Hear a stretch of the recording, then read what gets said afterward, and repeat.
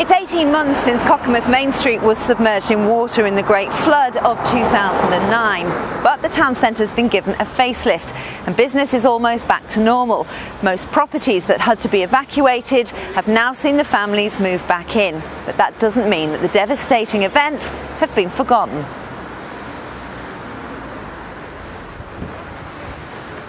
And they won't be forgotten, thanks to a new free tourist attraction that has just opened in King's Arms Lane.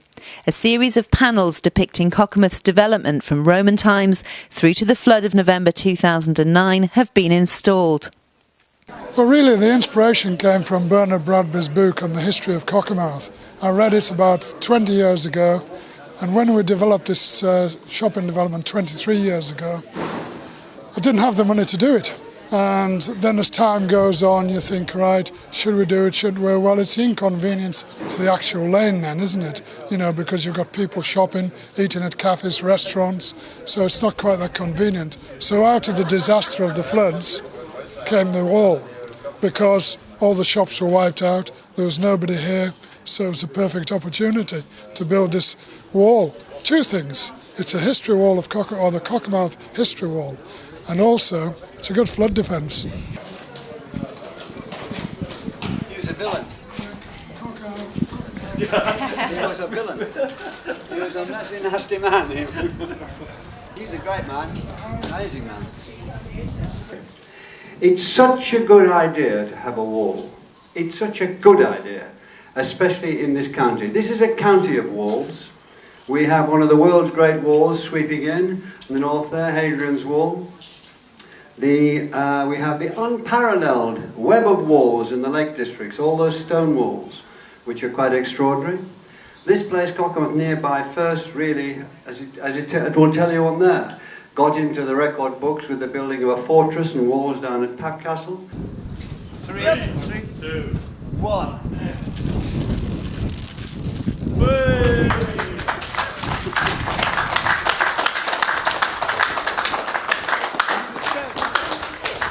I think it's almost miraculous the way that the people of Cockermouth have pulled themselves together, no tears, resolution, independence, made the town look even more sparkling in a way, and additions like this fantastic, really fantastic, amazing wall addition to this town.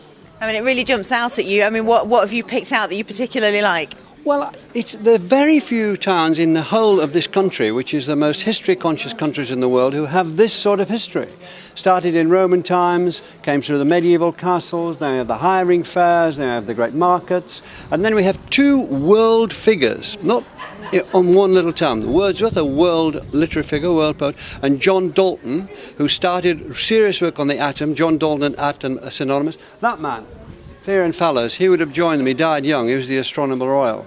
And you look at what's happened in this place. That man, Christian, he was a villain, actually. Everybody thinks he was a hero. He was a villain. He was a mutineer for a Cockermouth. But you just see what's happened. And the way that the flood itself is included gives it a sort of presence.